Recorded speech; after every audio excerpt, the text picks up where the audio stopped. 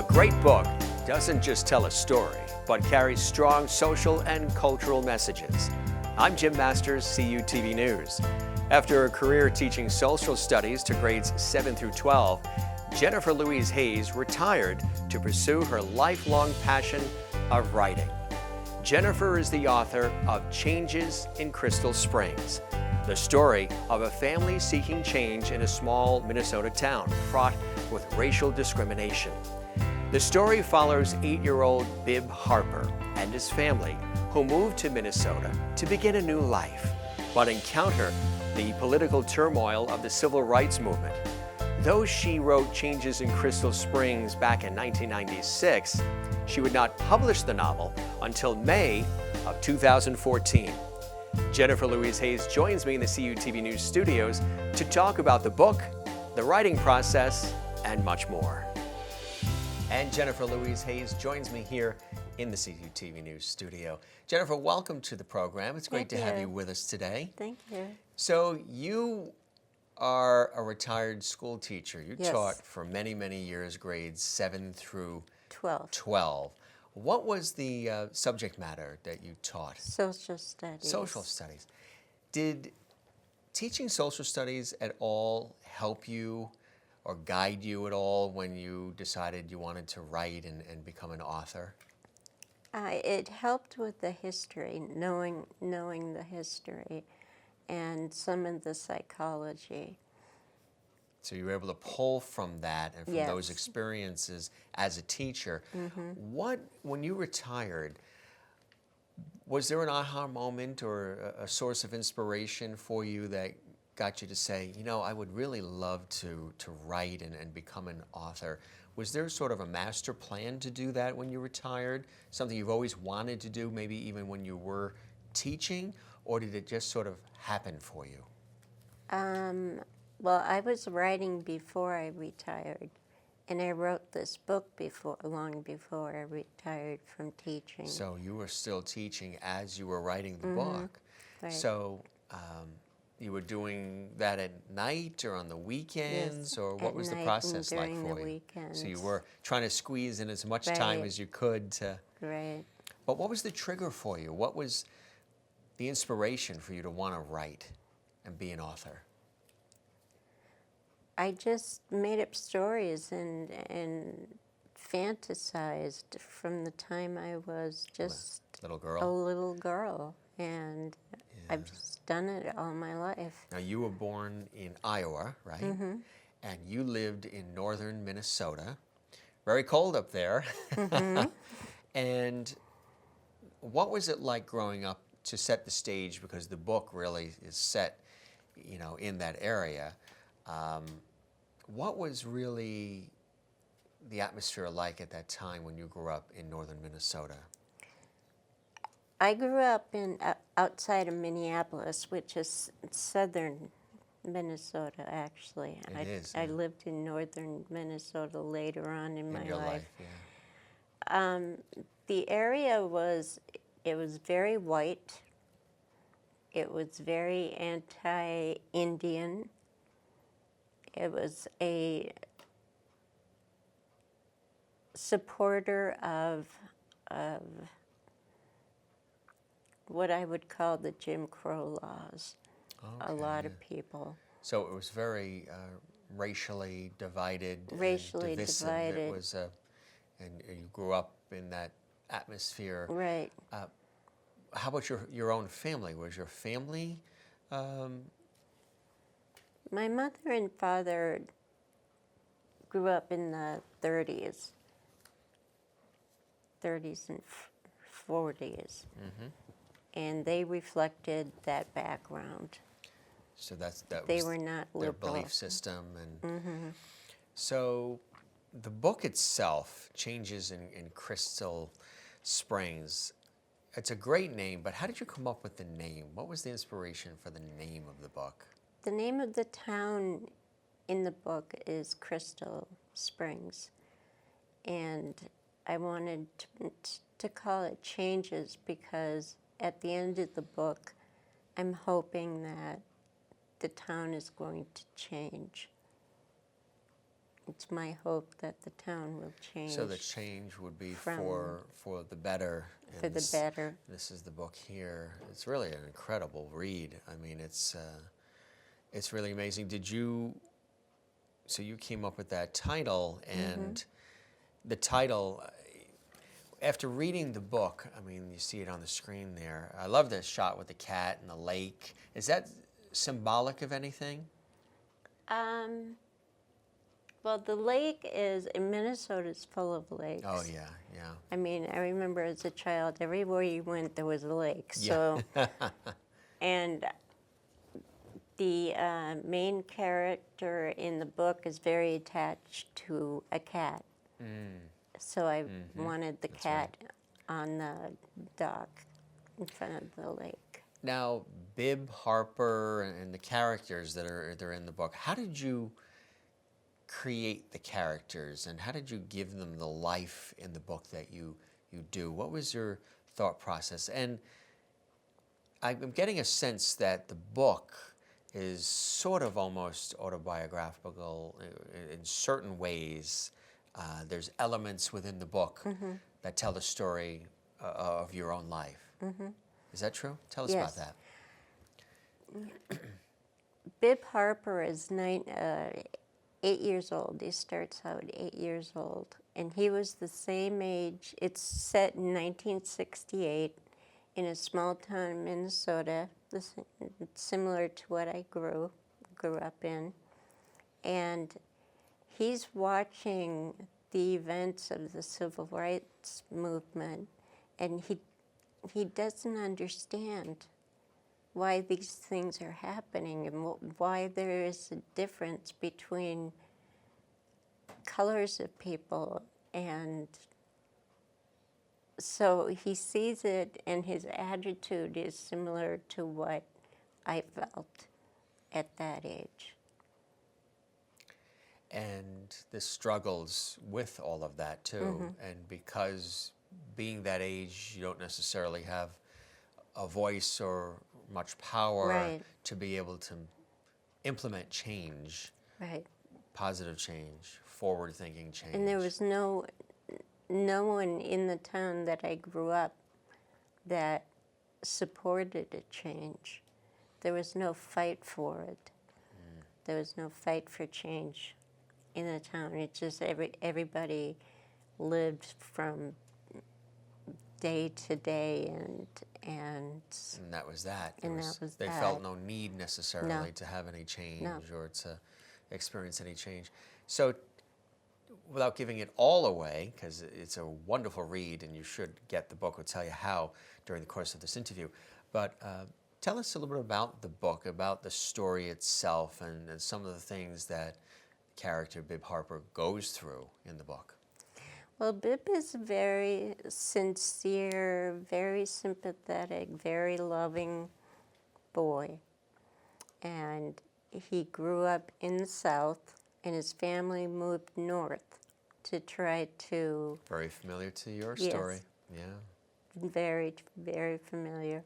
To try to leave the civil rights movement behind them, what was going on. You know, the Jim Crow laws, and the way that the black children were treated in school. For people that weren't familiar maybe with the Jim Crow laws, can you explain a little bit of that to our audience? That was a terrible time when the governments down south would not allow a black person to use areas where white people were. They couldn't go into restaurants, the same restaurants. They couldn't sit. The public restrooms, or use back public of the bus, all of that. Yeah, absolutely. Yep. So when you were growing up, that was in existence. That was enforced. Yes. And you saw that. So as a child witnessing that, kind of like Bib Harper in the book goes through, were you having an internal struggle yourself? Like you mentioned, you know, the neighborhood, the family they had some racism in them, but you didn't. You No, broke that mold. What was it for you that quite early. allowed you to be able to do that as a child when you were surrounded by all these influences and all of these reinforcements of the way I the think town thought it should be?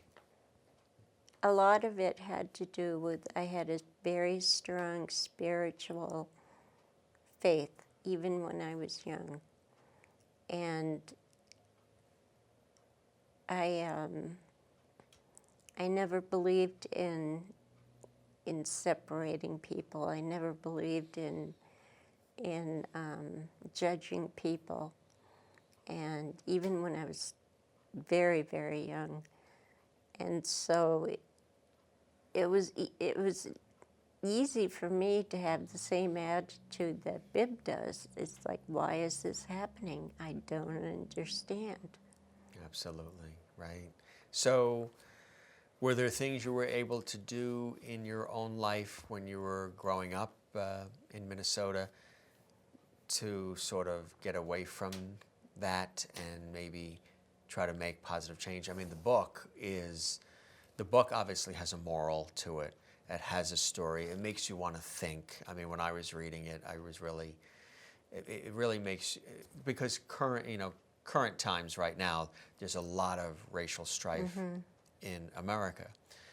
This book is so, even though you wrote this book in the late 1990s and you published it in 2014, the book is so topical and so relevant. I think it's relevant every single day. Yes.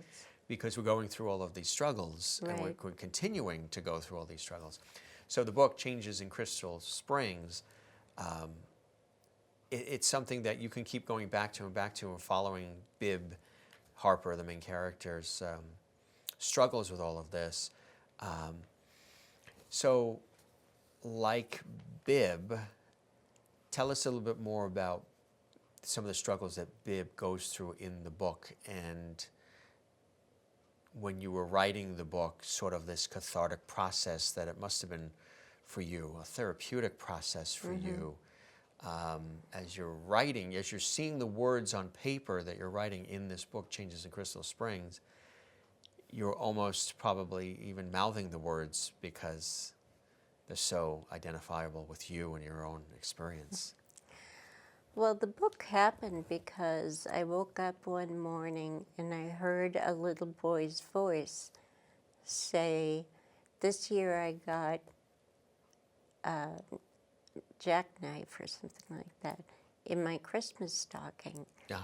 How old were you when you heard the voice? Were you a I little was girl? in my 30s. Oh, really? Wow. And I thought, What is this? what is this? I said, what do I care if you got it? How does this affect my life? Right. How does this? And But you then- paid attention to it, Yeah, or did you keep? I got up and I got a cup of coffee. Was it recurring, and this I- voice? And I wrote, it was very insistent, and I wrote it down, and then I wrote something else down, and it was just this voice narrating, almost like Telling I you what was to do? telling me telling what you to what to do do. and what to say, and it took me only 3 days to do the first draft of the book. Where do you, this might be an interesting way to approach this, but that voice that you were hearing, and you were hearing again and again, and it was probably getting more forceful and stronger, more determined as you were hearing it. Do you think that that was the character of Bib speaking to you? Yes, I do.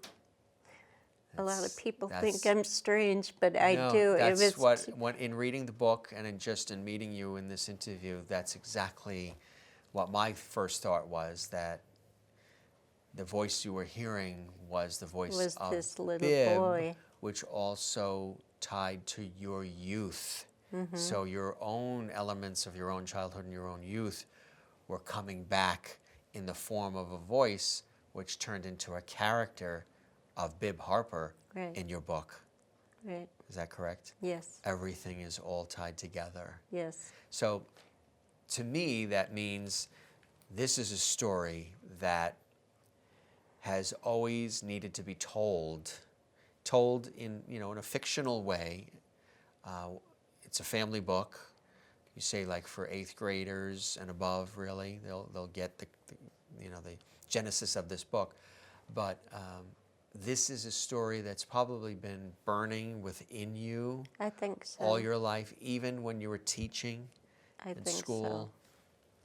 so. Definitely while I was teaching, because I was very sensitive to anybody that was somewhat different. And In which way? When you say sensitive, meaning you weren't pulling away from them. If anything, you went towards them. I went towards them, and I changed lesson plans so that they would include them. Oh, that's amazing. That's And wonderful. That's terrific. I had one student that was incredibly shy, and I was the same way when I was in high school. And I made it so she was part of the class, but I didn't make her uncomfortable by calling on her, if you know what I mean. You didn't single her out or Right. point her So out. that you she were would- conscious of the fact that she was shy and introverted, and you looked out for her because you saw yourself in her. Right. Isn't that amazing how that happens in life? Yes. That we see reflections of ourselves, Yes. and then it turns into books like these, and it's really us expressing our own self under the guise of other characters that we sort of create, like you've created with this book. So you've heard the voices, you heard the voice. How did it go from the voice to pen on paper? Tell us about that process.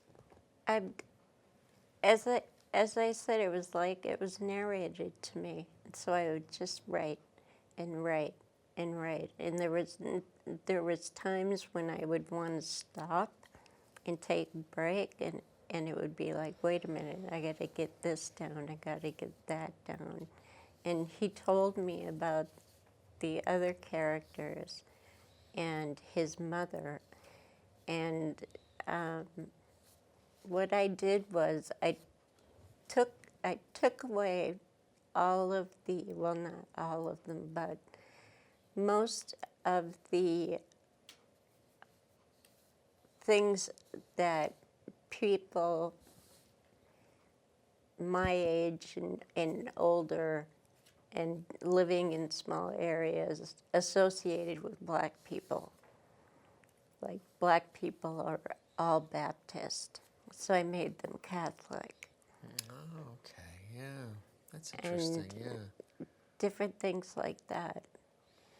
So, right, so you sort of changed it up a little bit, and it's really, really interesting is the fact that, like we were saying, a lot of this still exists in our culture, in our society. And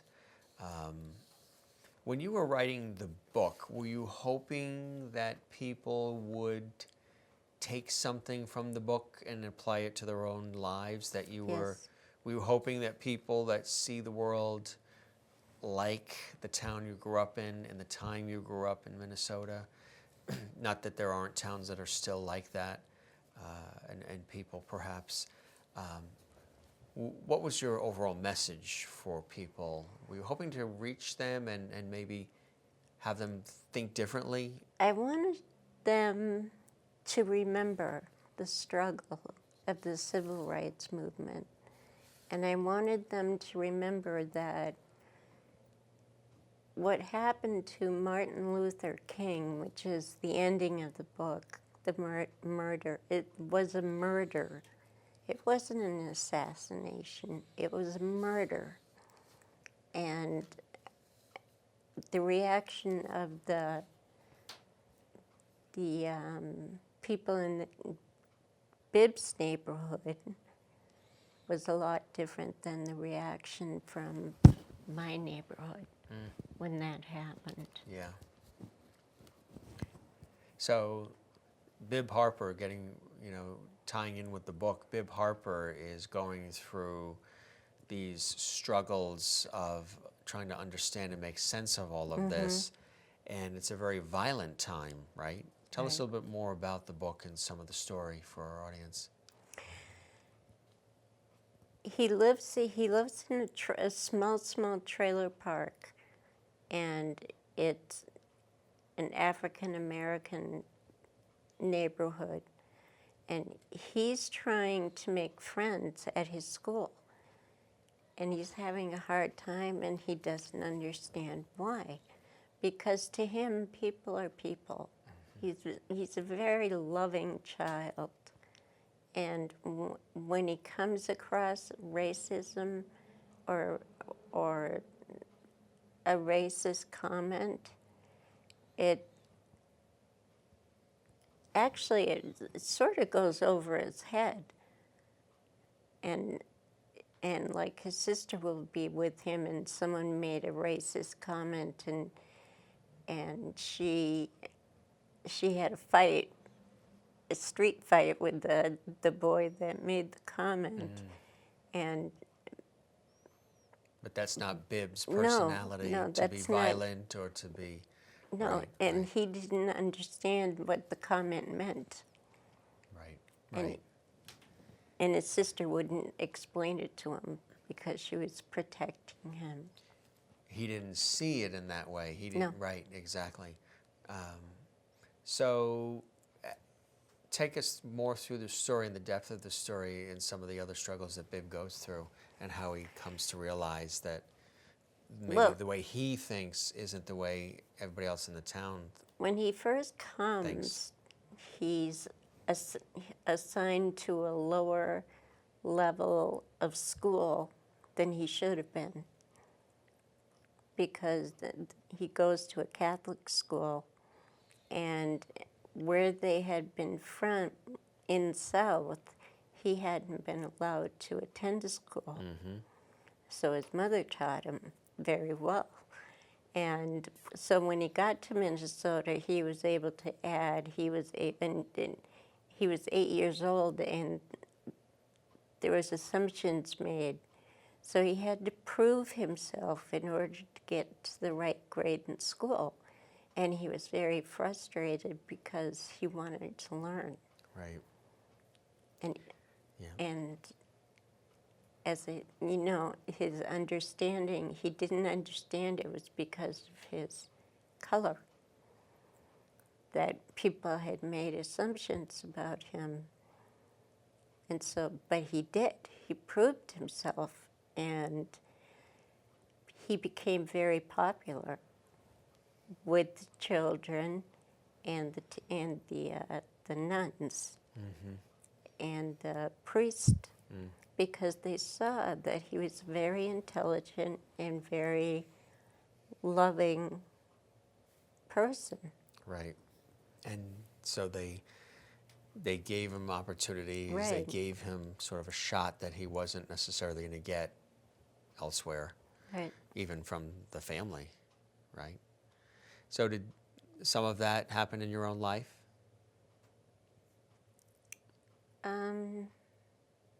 The only thing I remember about my schooling was I was during the busing time when the people were arguing and fighting about busing, and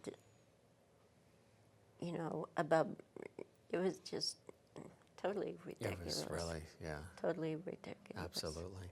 So what's the writing process like? I mean, obviously you were a teacher for many, many years. And do you miss teaching?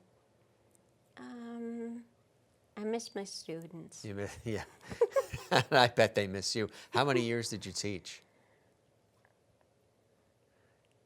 A number of years Yeah, in it must be. Vermont, and my favorite was working in an alternative high school, Oh, that must have been interesting. grades Yeah. 7 through 12. Yeah. And it was a program for children that did not get along. Yeah. So it was Need extra attention. What they did was they divided them up into little booths. So they sat alone. It was, I thought it was terrible. Yeah, they singled them out. They, sort of. they Yeah. singled them out. That's not, And we yeah. would go from booth to booth to teach them lessons. And Very different, yeah. Mm-hmm. Very different approach. Do you identify yourself as a writer? Are you always writing? yes, Constantly writing? yes, at least thinking. Because I know, obviously, you have this book, Changes, but now there's another book too, right? Tell us about the other book, The Tin Tin Goddess. Goddess. Yeah. That's a story that also takes place in Minnesota. And I think that reflects my desire to go back. Really? So you do have this undercurrent of desire to want to go Yeah, back. I never wanted to leave. So now for what reason? Because the family was there, the beauty, or because you mentioned all the racial tension and everything that Right. existed. Minnesota is just a very unique place. It's gorgeous, it's very pretty, the people are nice, and I just love it. I You love do. it. Do you see yourself ever going back to live? Not at this point, not at Yeah. this age. You're settled where you are now. Yeah. This must have been, I would assume, like anything that somebody writes that has any inkling of, reality in a way through the use of fictional characters. Must have been very intense for you. Must have been a very intense process. Because I know, being a writer myself, sometimes the hardest thing about writing is putting those first few words down on the paper. Yes. And part of it is because you attach such great importance to almost every single word. You sometimes overthink You it. overthink it Yeah. and the process. And then you realize that you lighten up on yourself a little bit as you go along, and you realize that every the and if doesn't have to be as dramatic and as important, right? It doesn't have to be. But it takes time to realize I that. think what happens to us as writers is we think of Charles Dickens, it was the best of time. It was that's one of the most popular opening. It's just an amazing opener. Right. So when we sit there, we think, I need a good opener. I know, I need one right. that catches them and one that's but legendary. you'll never come up and- with anything like it. Right. So, But you dedicated the book to your father. yes. Tell us about that, specifically why your father was the one that you dedicated it to. I mean, it's a beautiful sentiment. My father was an amazing man, and I loved him tremendously. And he died in 1997. He got to read the book before he died, and he was very upset that the stepfather died in the book. But Why do you think that was? Did I he think it was because he had cancer Ah, at the time. yeah. Did he And- feel the stepfather was representative of him? I don't know, because the stepfather in the book has a very close relationship with his wife, and they have a wonderful marriage. Yeah. And my parents, I would say, did not. Yeah. I mean, some in my family might argue, but But from what you there saw was a as lot the of daughter, drinking and a lot of right. arguing. it wasn't. But he was always on my side, always. Rooting for you. And Yeah. when he read the book, knowing, what the experiences for him and for the family were like, and what his thoughts were, and his perception of things, racial, and the neighborhood, was he complimentary of the book? Was he? Yes, very much he- so. Very much so. So he didn't look at the book as, why are you writing this? We think this way, and No, you're writing something because counter. we've had talks since did. then You have. about racial matters, and and how I believe and how.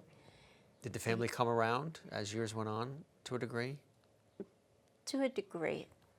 To a degree. My sister has always been liberal. She's always been supportive of the people of the world. And equal rights and everything. Equal rights. And my brother, I'm not, I would say he is. Still a work in progress. It's not something, maybe. no, not even that. It's just not something we ever talked about. Even talk about or bring up. The publishing process can be really interesting too. Tell us about the publishing process. You basically self-published. So you go from the voices to pen on paper, to the story, the creation of the characters, and now you have a manuscript. You have this story, rich with incredible tales, and again, it's a wonderful book, and I recommend you get it.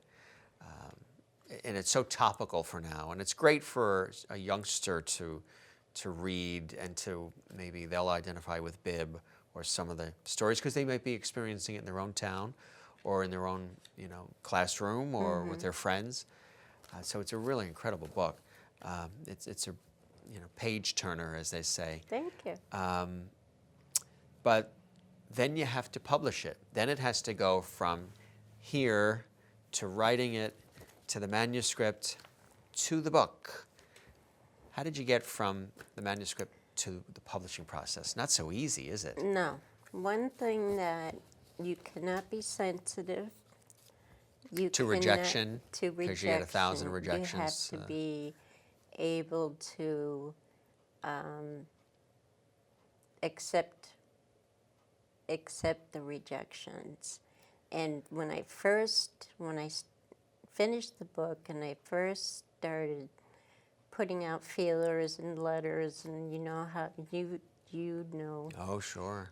The Harry Potter books were out, and they were making a wave around the world, and they should have, because they're absolutely amazing. I mean, this woman created a new world, a language, a sport. I mean, yeah, absolutely. So I tried during that time period, but publishers would answer that they're more interested in fantasy or things like that. Yeah. So I stopped trying, and I kept writing, and then I found I did a lot of prayer, and I found a publisher, a Christian publisher, family publisher, which is Tate Publishing. And I sent them the manuscript, and they called me the following week and wanted to. Did they really? Wow. I thought they were joking. That's incredible to have such a quick response, yeah. I thought they were joking. But they felt something about this book was going to connect with people, and it wasn't just fiction, but there was a real moral to it. Right. So they called you, and what happens from there? They wanted to. Offer to publish it? They offered to publish it.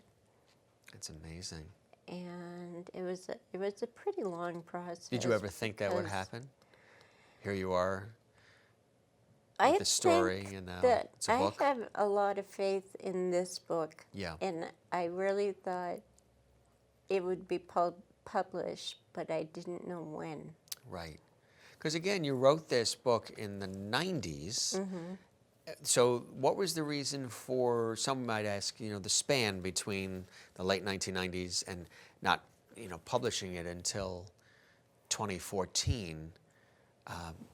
Well, were you not ready to, or were you still tweaking it, or was there anything that halted you or prevented you from publishing it? Not until I think almost, I a couple decades later. gave up. And I think Gave up. After a while, I gave up, and I decided to wait until it was right. What made then 2014 for you right?